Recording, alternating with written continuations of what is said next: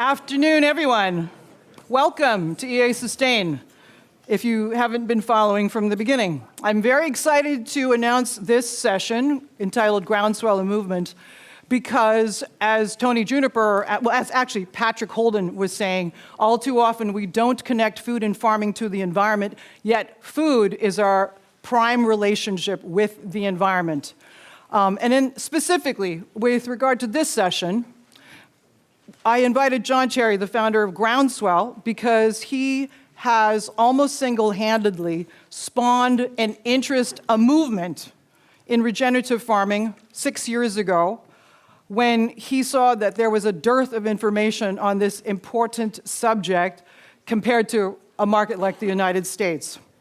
Now, I'm going to let these three introduce themselves, but just a word. William Sieghart is the moderator. I would like to tell you that William is actually one of the partners in crime for EA Festival and has been in my life since I founded EA Festival. And besides being a big cultural luminary, he founded National Poetry Day, as well as he wrote an anthology called The Poetry Pharmacy, a bestseller. He brings a lens of the ordinary person to this discussion.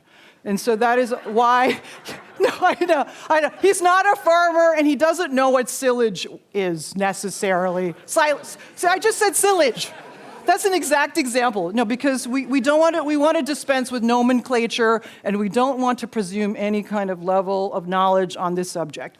Now, John, as I was saying, he's the founder of Groundswell, but he comes from a farming, he grew up as a farmer on his family farm and decided to make it a regenerative operation. We're going to talk about You're going to talk about that, okay. And then John Pawsey is another important part of the entire EA Sustain exercise. He is literally one of the foremost regenerative farmers and agro-ecologists in East Anglia. So without further ado, I'm going to leave it in the good hands of William. Thank you. Thank you. Thank you. Well, hello. Can you hear me? Good. Thank you so much for coming this afternoon on this wet and windy January. It all began here, in a way, with these two marvelous people. And if any of you are farming or connected to farming in this area, this is going to be a very good introduction to how to get started. Are we all right? Joanne breathing a sigh of relief. Okay. Marvellous, marvellous, marvellous. We've got two Johns, so it might be a little bit confusing. But let's start with you, local John Cherry, and who is a landowner, farmer for many, many years. And where did this all begin? Why did you begin Groundswell? And what was the sort of turning point in your life that suddenly made you think we need to make a change? Well, I mean, it's a big there's a big answer to that question. But I mean, farming has gone wrong for quite a long time, and it's all a little bit of a mess. But when you're in it, and everyone's advising you to carry on doing what you're doing, you carry on doing what you're doing. And we did the wrong thing for a very long time, and it was really an awareness that our land was getting worse and worse, and we weren't really happy with what we were doing, so started looking around for inspiration for doing things in a different way. And there's various characters like Simon Cowell in the audience here, who farms on the east coast of Essex, who's farming in a completely extraordinary way of not disturbing the soil at all, just working with nature to grow crops, an otherwise conventional farm. And I thought, well, if he can do it on some of the most horrible clay in the country, we ought to be able to do something similar on our farm. So we changed and we looked at doing things, but there was no one advising us what to do. And everywhere you looked, there were farmers doing extraordinarily innovative things. But you didn't read about it in the Farmers Weekly or hear about it on Farming Today on the wireless or whatever. So it's like, so we thought we'd put a show on. So that's a kind of... That's where it began. That's where it began. But now you have 5,000 farmers turning up to your show, as you modestly call it.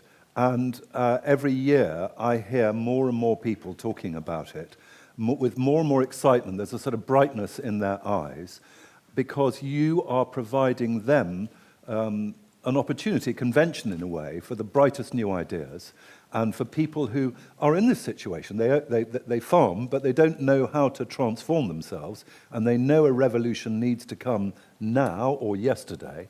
And bit by bit, it's built and built and built, isn't it? It has. I mean, we called it the no-till show when we started, which is all no-till is no tillage, which is no cultivation at all, is following Simon's lead on this one. But we soon realised that wasn't good enough, just to not disturb the ground. You have to feed the soil with all sorts of growing plants and a variety of different things, and look after the soil. And the soil is the most exciting, dramatic ecosystem in the world, but you need an electron microscope to see what the hell's going on. It's a poor man's rainforest. It's so extraordinary what's doing there, and we were treating it like dirt. We were ploughing it up and smashing it all to bits and destroying all this life. And once you start investigating the wonders of soil, and I mean, I suppose the light bulb moment for me was not just that, but also so many of the world's ills can be sorted out by farmers looking after their soil. And it's, all of you here will benefit from good custodianship of our soil. So it's an enormous carbon sink, every acre. And, farming happens on such a massive scale worldwide. The smallest changes on every acre, if reenacted worldwide, would make such an enormous difference. So. And when you began, you said, we were in a mess. Did you look at the soil? What made you think we were in a mess, or that you were in a mess, and that you needed to? Well, it was just we were insisting on sort of pulling the soil up every year and trying to do something with it, and it just got harder and harder. The soil, the yield. The soil got harder and harder to work. It became. It would start off like a kind of chocolate sponge cake, and by the end of it, it would be like a bunch of broken up lumps of concrete. It lost its structure, it lost its kind of smell, it lost its essence, really. So it's we knew we had to do something different. We hit rock bottom and had to work out a way of picking ourselves up. And fantastically, the good news is it doesn't take long to sort out. No. It's a hideous problem, but it's very easily rectified. So a farmer in the audience today, if they were where you were then, could be seeing their soil transformed in.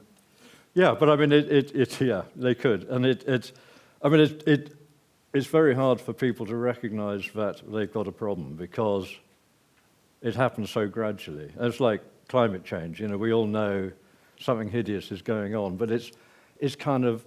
We don't have to deal with it now. Yeah, it's like exactly. There's always next year, or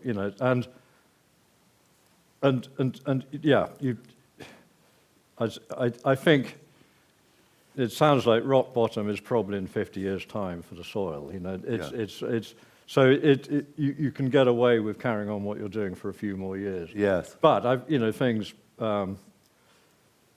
like the price of fertilizer going to £1,000 a tonne up from £200 kind of concentrates people's minds a bit, because we're farming in an industrial system. We're buying in stuff and we're exporting stuff, whereas the theme of today is trying to get more of a circular economy and just keeping everything in one place.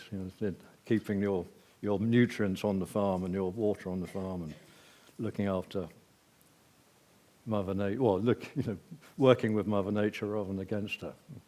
Now, John Pawsey, you are a local, and you, from what I can gather, are one of the most innovative regenerative farmers in the area. And farmers can learn from you. Where did your moment of transformation begin? Probably sort of, it's reasonably similar to John's in that about 25 years ago, I came into the family farm. It was when sort of wheat prices were £75 a tonne, and we were growing some oilseed rape, and that was £115 a tonne, and we just couldn't make any money out of farming. And I always say, actually, I came into when you were handed a family farm at that stage, it was considered some kind of sort of child abuse, because it was a very difficult sort of business to be involved in, because we struggled to make any money. But also, I'd inherited a system where we had been basically beating our soils into submission. I was also very aware of the loss of biodiversity on the farm, particularly in farmland birds, which is my sort of passion. And so I knew that we needed to change. So we went for a sort of slightly different model, and that was we converted our farm to organic production. So what we did, and it's been talked about by Patrick earlier on, the importance of actually bringing lays back into the system and bringing animals back into the system, because our system very much relies on a sort of a true regenerative part of the rotation, which is bringing grass and clovers back into our rotation, and then having some years of growing crops, which are the exploitative part of the rotation. And we've been measuring our soil health for 25 years plus, and our soil organic matter is going up, our soil health is going up. And also the number of species we've got on our farm is increasing, but not just the numbers of species, but the numbers within those species. So it's a slightly different system to John's, but it's all about outcomes, and they're very similar outcomes in the way that we're getting healthier soils, we're getting more wildlife back onto our farms. And the other thing that was really important to me is that I used to, I think we're going to talk about it a bit later on, but I mean, sit on this wedded to this sprayer, just spraying these, mixtures of chemicals. I really had no idea about their long-term effect on the soils. All I knew is that I felt my gut was that I was doing something wrong. But I was wedded to this thing, and I was deeply unhappy doing it. And I feel, there's never been a time where I'm enjoying my farm more because of all the positive things that are happening on it. Now, you mentioned the word regenerative. Will you just give us a quick debrief on what you think regenerative means? So I think it covers all area of our business, but also the sort of ecosystems that we're dealing with. So, of course, in the regenerative agriculture sort of movement, it very much focuses on soils, but soils are incredibly important, of course they are. But actually we're wanting to regenerate wildlife on our farms. We also want to take a regenerative view, in my view, takes a much longer term view on your farming business. So it's about planting trees and maintaining and planting hedgerows and all those things that take long periods of time to do. So that's part of the regeneration over a long period of time. And again, and I've just mentioned it, but health on farms. I mean, we've got the highest suicide rate, I think, still in any industry. And, if you don't have a healthy farming population, then your industry is never going to be healthy in itself. So I think the regenerative movement covers all those things. So the higher suicide rate, how does that relate to suicide to how you farm, do you think? Well, it's about actually, being happy in what you do and being able to, walk around your farm with a light heart, knowing that things are going in the right direction. I think I think also the other thing is it's a connection with the people that we're selling to as well. That's incredibly important to us. So, before we were organic, we were just literally producing a commodity, and it just sat in the grain store as a commodity. I had no idea when a lorry came and picked up, whatever we had in the grain store, where it was going or what it was going to be turned into. Most of it, as has been talked about today, went into animal food. And in our system, that's completely changed. So we're dealing with people like, Josiah's in the room with Helmer Dodds. We deal with them on a small scale at the moment, want to do more with that. But we're increasingly selling more direct to our, we know who our customers are. The local food producers. Yes, yeah. And actually that's another thing that brings more joy into the whole process of farming. And in some ways, this is going back to how we used to do things, isn't it? I don't know, because I'm not quite as old as you, but I No, but I'm I thinking... probably am older, actually. I look older. Is it? I don't know. I mean, I think yes, probably. If I look at pictures of my grandfather on the farm, and it's sort of just after the war, there's a picture of him standing in a field of red currants that he used to grow. They used to grow potatoes. We used to grow a lot of broad beans. Bizarrely, they went to a canning factory in Thetford called Smedley's. And we used to have to get up at 4 o'clock in the morning to get the first load into Smedley's to be put into a tin mixed with brine. But at least you knew where they were going and where they were going to end up. Yeah. Rather than this faceless, nameless industrial agriculture. And in some ways, too, that era was that you're trying to get away from is not to measure your farm simply by yield alone. No, absolutely not. I mean, I think that actually, if we look at the true cost accounting for food, it's pretty, and a yield, I mean, being an organic farmer, our yields are less, and we will, we get that sort of thrown at us the whole time that, how are you going to feed the world if you're not growing the maximum amount of output? As far as I'm concerned, the business model of high input, high output is completely broken, because it means part of your business is completely taken out of your hands. It's dictated to by somebody else. Yeah. And I suppose that, with us literally just buying seed in, putting it in the ground and using good husbandry to grow the best crop we can, as a business model, I think it's a better one. Now, we've had organic, we've had regenerative. What's the difference between the two? Well, I mean, I don't know. Or are they part of the same thing? Regenerative, I mean, we're always being asked for a snappy description of what regenerative farming is, and John's given a pretty good stab at it. And and he said, people tend to talk about the soil and things, but really, if you're going to say what it is, it's any farming system which basically improves the functionality of the systems that we rely on. So I mean, that's a kind of dry scientific answer. But as John was saying, there's lots of systems we rely on. There's a sort of water system, the energy system, the nutrient system, which are all tied up with the soil. And we do it one way, John does it another. We're still using chemicals. I'm slightly obsessed about not disturbing the soil at all and trying to work out a way of farming. That means not ploughing. Not ploughing or not, yeah. But then don't you have to use glyphosates and... We do. And it's very problematic, because glyphosate's not particularly nice stuff. But no, it's killing last year's crop, isn't it? It's killing whatever happens to be on the surface at the time. Doesn't that leave a residue? Yes, a little bit, possibly. But it depends. It's very much down to timing and what else you put in with the glyphosate. I mean, there are ways of minimizing it. But it's undoubtedly bad. But I'd sort of regard it as a little bit like if you're a city and, COVID-19 comes through, it takes out some people. It makes a lot of people feel a little bit rubbish. Yeah. But afterwards, the city's still there. Whereas ploughing or, cultivating is a bit like living in Mariupol.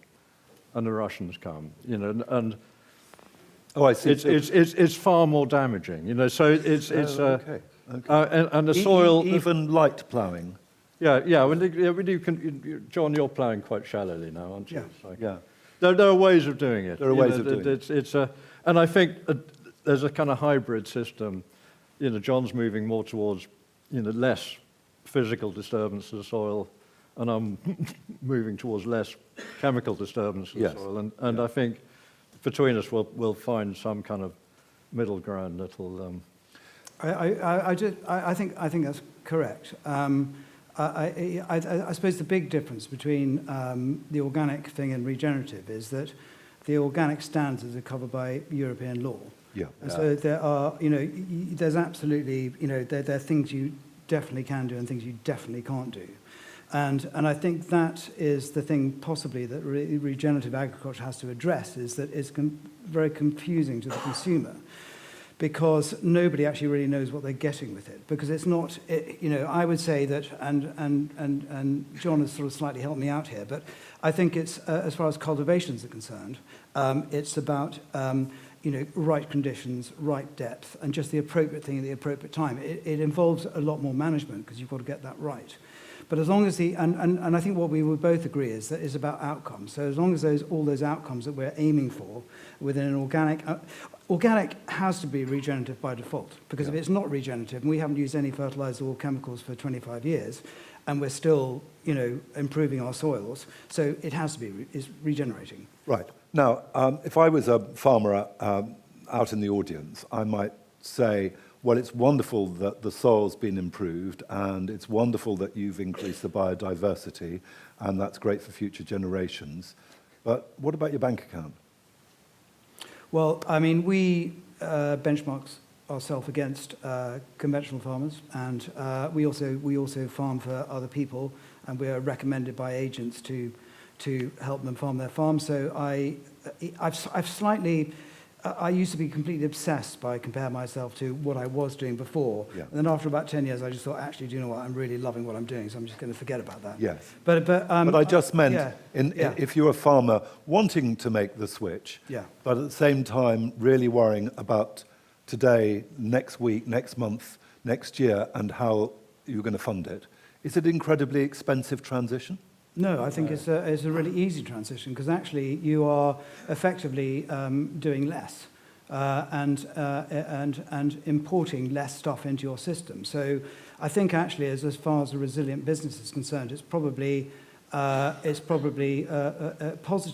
The only thing I would say, the real problem, I think, is not about investment, or it's about actually a change of mindset, and that's the most difficult thing. And actually, there was somebody who said this morning, some people can't afford to do it. Well, actually, I just think it's the mindset. It's nothing to do with what new stuff you have to buy. And actually, in John's fantastic Groundswell event, the only suggestion I had for it was that it's sort of slightly getting taken over by lots of new shiny drills, but actually, or seeders, so the stuff that we use for planting the seed. But actually, most of the really innovative regenerative farmers are taking an older drill, and it's, pimp my drill, and you're turning it into something which actually will work for you. You can do it for very little, but you can do it for very little money. And I said to John, you need a sort of an area at Groundswell where people can show their pimp drills. Yeah. Well, for those of us who are pig ignorant, we see Clarkson and his giant Lamborghini tractor and so on, and imagine that farmers are obsessed by all the engines and the technology and the new this and the new that. But that some element of regenerative farming is about switching away from thinking about the kit and more about the philosophy behind it. Definitely. Yeah. Absolutely. I mean, it's great fun. We all love big shiny toys, and farmers go for it. But it's well, I mean, I say we all. I hate them because I have to pay for the blinking things, and they're very expensive. But it's a there's definitely, less is more. The less we do, the happier. I got into, really, truthfully, into regenerative or to no-till farming because I'm fairly lazy and mean, and it ticked both those boxes. We have to buy far less equipment and far less fertilizer and sprays and all the rest of it. So fewer tractors, fewer machines.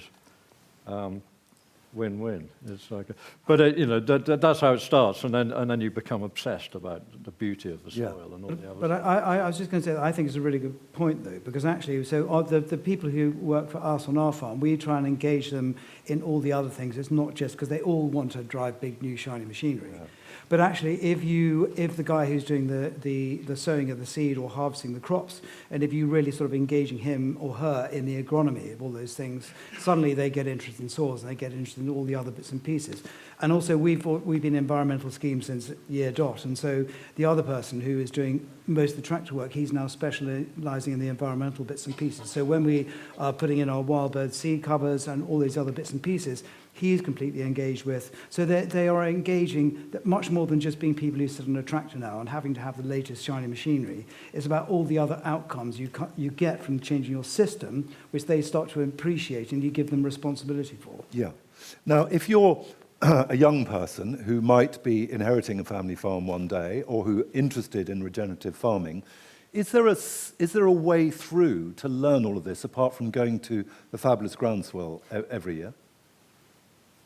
I think it's for you, John. Yeah. It's the Groundswell, yeah. Yeah, no, there's more. Groundswell Academy, perhaps. It's a it's gonna be Groundswell, set yeah. I up. mean, we looked at having the Soil Academy to take the Royal Academy on, but it was because I think the universities are slightly letting us down. I mean, I did a university degree in agriculture, and it was great fun. I remember nearly nothing of it. It was of no particular use to me as a farmer.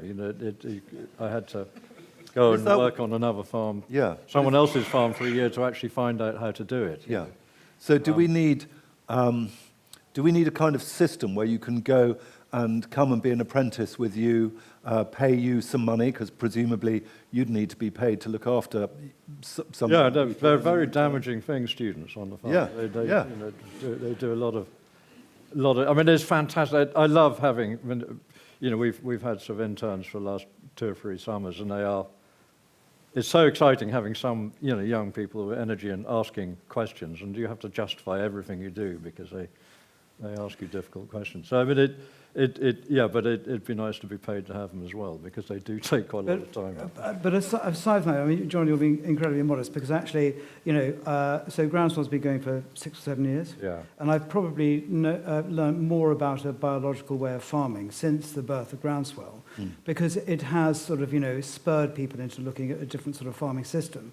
But I think the most important point is that it is a groundswell, it's a ground-up thing. Yeah. And it's farmers learning from other farmers. So it's using social media. It's watching other people, farmers from across the world, doing different things on YouTube or whatever it might be.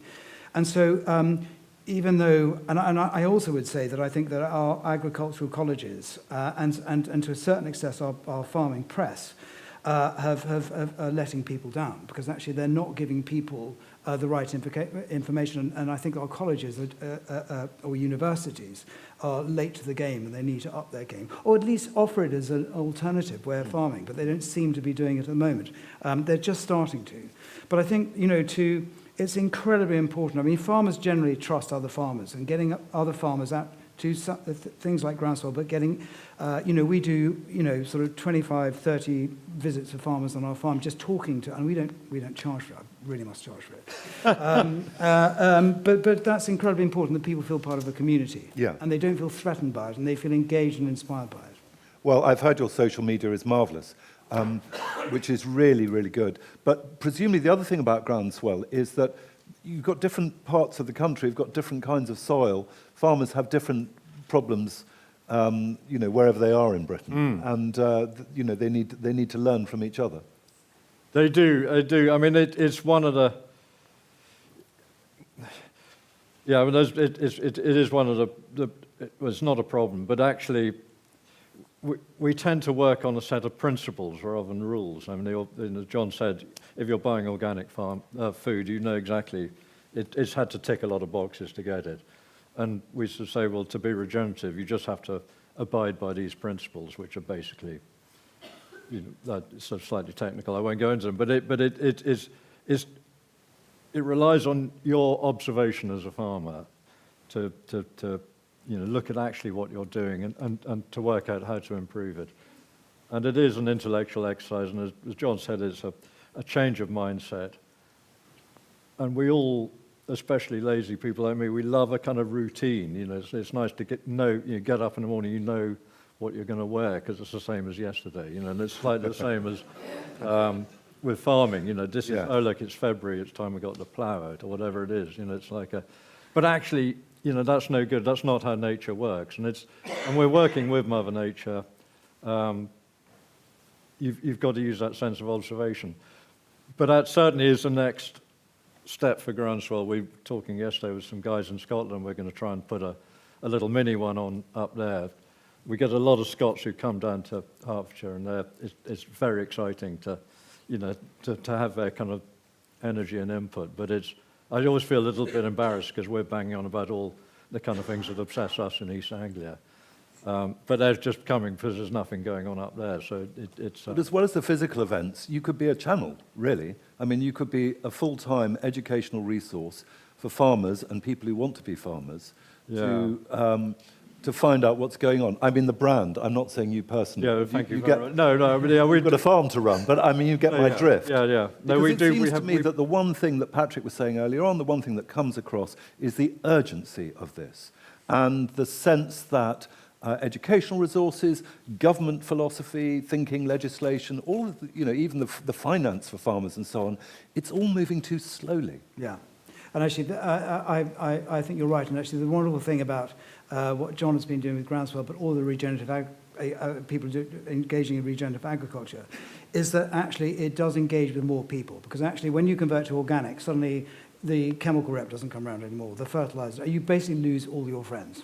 And you're cast adrift. Whereas with the regenerative bit, there's still a little bit of it going on. So you maintain your relationships. And I think it's easier for people to transition into regenerative than it is to organic. I mean, I think the regenerative movement has got one or two things, critical things to sort out. But if it's going to happen at scale, it's going to, I hate to say this, but in a funny kind of way, the organic thing is almost a busted flush. Yeah. Because actually, if we've had this opportunity, we've had increased fertilizer prices, throughout the last 25 years, going up and down, and also, chemistry failing, crops becoming resistant, bugs becoming resistant, and you would have thought actually people would have sort of really got on hold of the organic thing, but actually we're still at about 3% in the country.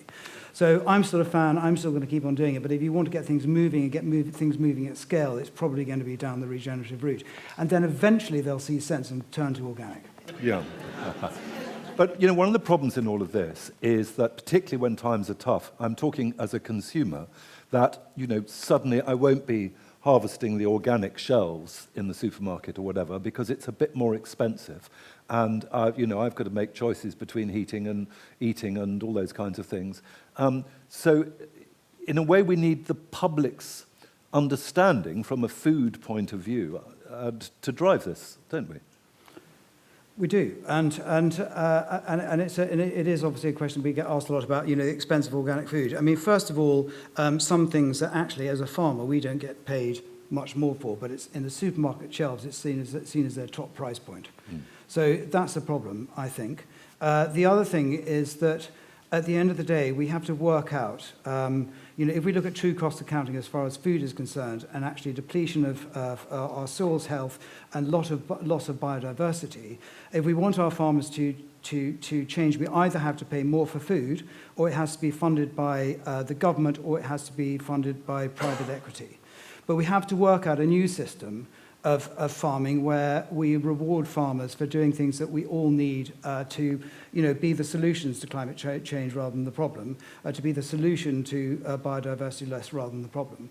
And somehow that's got to be paid for if we still want to eat cheap food. So we just have to work out as a society what that mechanism will be. But rather like energy, we don't have a choice to do this. You're talking about in 50 years' time, if we haven't done this, we won't be able to grow anything. Yeah, no, we'll get very hungry. It's a very, very complex system as well. There's no simple solution to anything. But what got me an interest in organic farming when I was a student, I thought, well, when I get home, I'm going to be an organic farmer. And then I realized just how difficult it is. And certainly there's no backup at all. But, what turned me on to organic farming was reading Eve Balfour and, whatever he's called, Howard. Fantastic, sort of seminal works. And they were keen on organic food because of its health-giving properties and how well it made people. And actually, as a society, we ought to be much more interested in the quality of our food on the supermarket shelves, and organic food is often a lot better than conventional, but not always. There's no cut and dried thing. We had a very interesting fellow I got to come to Groundswell 2 or 3 years ago, who's working on a handheld zapper, which will, fire a beam at a carrot and get an instant result about how nutrient dense that carrot is. And he's having to collate a fantastic amount of information to get that. But and he reckons a year or two it'll be like an app on your mobile phone. You'll be able to use your mobile phone. And once that happens, then labels are out of the window because the power. You can is walk in around the hand of supermarket going, that's not. Well, that's been grown properly. That one hasn't. Oh, And it's fascinating. and it's a bit, growing a healthy crop is a bit like growing a healthy body. We have this extraordinary internal biome, of all the bacteria in our guts. There are 9 times as many bacteria in your gut as there are human cells. You're much more bacteria than you are human. But it's and that applies to all living creatures. And the soil has the same kind of extraordinary biome, and all these different things react to make healthy plants, like the bacteria inside us, very much control how healthy we are. Yes, and that might be a tipping point in a way. Yeah. So when you can really detect it. Exactly. Now, I know that lots of people would like to ask you questions, and we've got a little bit. I think we've of answered time. everything. You've answered everything. You've answered all mine, but I'm sure we've got plenty of questions. The gentleman in the middle here, yes. Can we pass your mic? So otherwise, not everyone can hear your question. Coming over. So we talked a little bit earlier. The first speakers mentioned about the large proportion of the cereal harvest that goes to animal feed. So from your perspective as farmers, what needs to happen to ensure that we can increase the proportion of crop that goes to human use? Because I'm sure you've all had loads of grain rejected and things like that were intended for milling and that ended up having to go to feed. So what needs to happen to minimise that? I mean, I think the most difficult thing for us is routes to market and that sort of market developing. And people like, and I've mentioned Josiah from Hodmedod's already, but I mean, and I'm going to be interviewing him tomorrow, and hopefully he's going to give us a rundown of exactly how this transition is going to happen. But people like Hodmedod's working incredibly hard to develop the markets for the crops that we need to grow. Increasingly, we need to grow more pulses in this country because we import a huge amount of soya, and and it's a very obviously valuable sources of protein. But it's really developing those routes to market. And in a funny kind of way, we have to be receptive to new crops. So when the easiest thing to do is just to keep on growing, barley, oats, and beans. But when somebody comes along with new crops, we need to engage with them and work out, the agronomy of growing different things. But it's really, it's got to be dictated to by the market or by consumer demand, of course.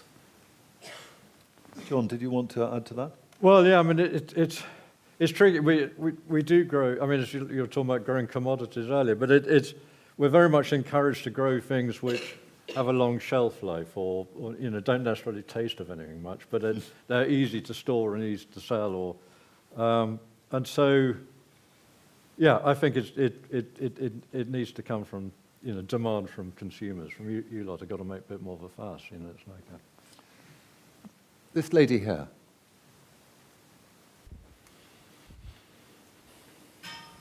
Hi. Just picking up on the education side. So I'm at Ritual University College, and we've got the first Regen Ag course in the country. And I know you've both talked to my colleagues. And I was just wondering, I mean, we need to get more young people into agriculture. I believe Regen is the way to go. And just how do we inspire people from outside of agriculture as well to come in? Apart from TikTok. Yeah. I mean,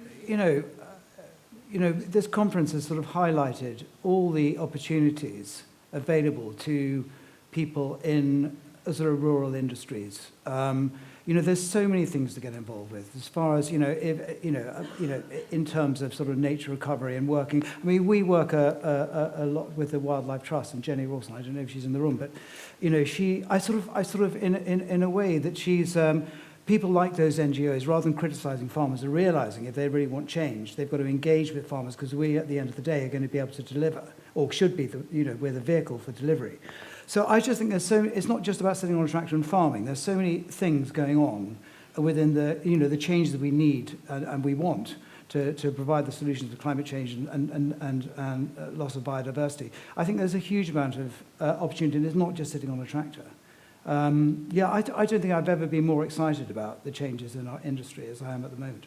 And I think, and actually our team on the farm, they're pretty much all below 30s. They're all young people on our farm. So can we turn Groundswell into a channel, a recruitment brand, everything? Yeah.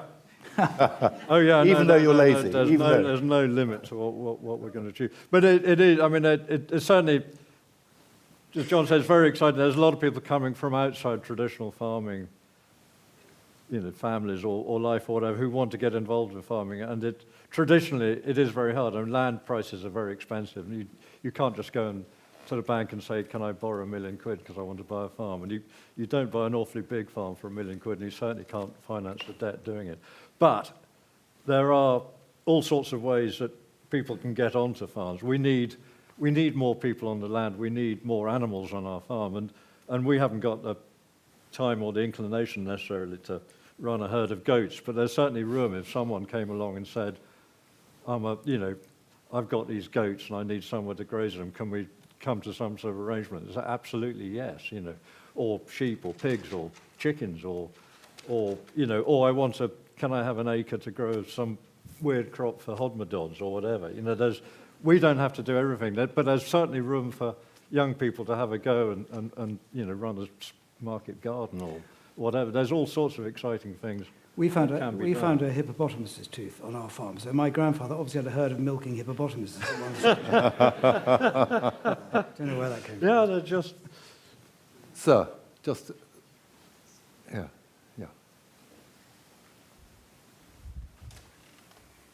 Rishi Sunak wants all pupils up to the age of 18 to study maths.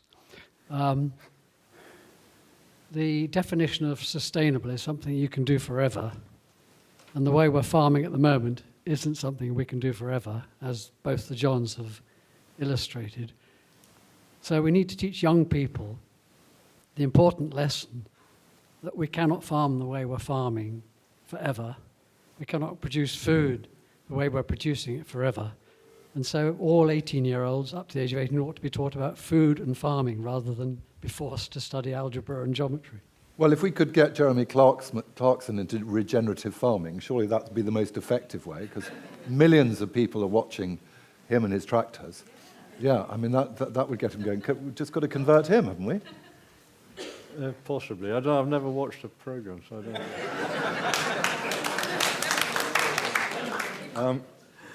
Gentleman at the back, yes, there, with his hand up.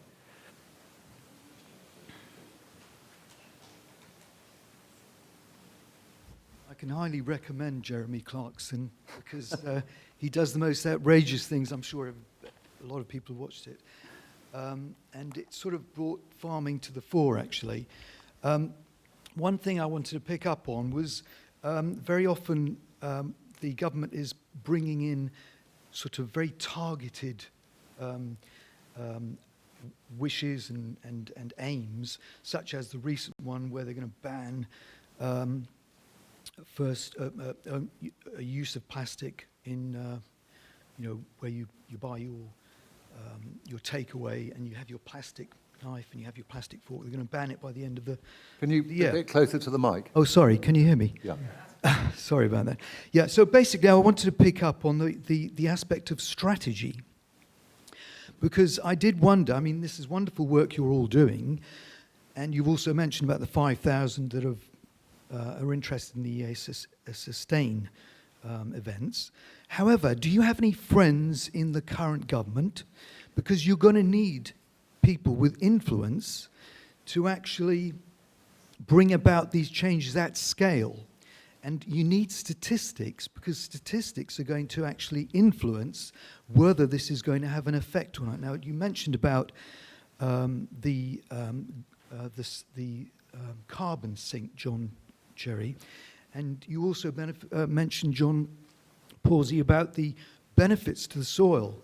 Now, I think this is key to actually putting actual statistics in front of the government and saying, look, this has actually got a beneficial effect to the way in which we can contribute to climate change and turning things around for the better. Well, I think in some ways, actually, it's not just about government. Government doesn't necessarily respond to statistics, but government responds to influences. Exactly. And in some ways, actually, hearing more and more and more about what drives banks, who, let's face it, are the bankers for the, NatWest, are the bank for 2/3 of the farmers or 1/3 of the farmers in Britain. It's actually addressing the city, the insurance industry, all kinds of ways in which you can influence government by that, isn't it? Yes, it is. The only thing I would say is actually is having people like Patrick Holden actually making those cases for us. Yeah. I think we are we're sort of influencing at a very local level, I suppose. Well, that's just me. Obviously, John's not because he's got the Groundswell event and everything else. But I think we do rely on other people to take up our cause and do it for us because actually we're just trying to get to the end of the week sometimes. Yes. A couple of things, you may be able to pick them up as later on. I'm going to pass this over to somebody else. You're not going to pass it over because we're running out of time. Oh, sorry. Yeah. Sorry, we've run out of time for more questions. But John, do you want to say? Well, we thought we'd be trying. We get various government ministers come along, but I don't really hold out a lot of hope. They're very good at talking and not terribly good at listening, and they're slightly exhausting having them about the place. But it's and the whole point of Groundswell for me was I was so excited about this because this kind of farming for us, because we made more money and everything got better. And I couldn't understand why everybody else wasn't doing it. So we put on a show to encourage other farmers to go down this route because absolutely no one else is advising them. As you say, you've got your agronomist comes around and he's advising you to use more chemicals. You've got all the salesmen come around and want to sell you tractors. And we're saying, look, you can sell your tractors. You don't have to buy any. It's a different way of farming. We're making more money, to answer another question I forgot to answer earlier, and all the rest of it. But and so that's, I think, it's a groundswell. It's coming up from below. Farmers will learn to do it on their own behalf and not rely on politicians, advising them what to do. And certainly, we live in a macroeconomic climate and we're affected by various government schemes and all the rest of it. But it's in everybody's interest that farmers do this, and it's certainly in the farmers' interest that they do it. And so, that's good enough for me, really. Thank you very much. The two Johns, just as entertaining as the two Johns on the telly. Well, one of them's dead.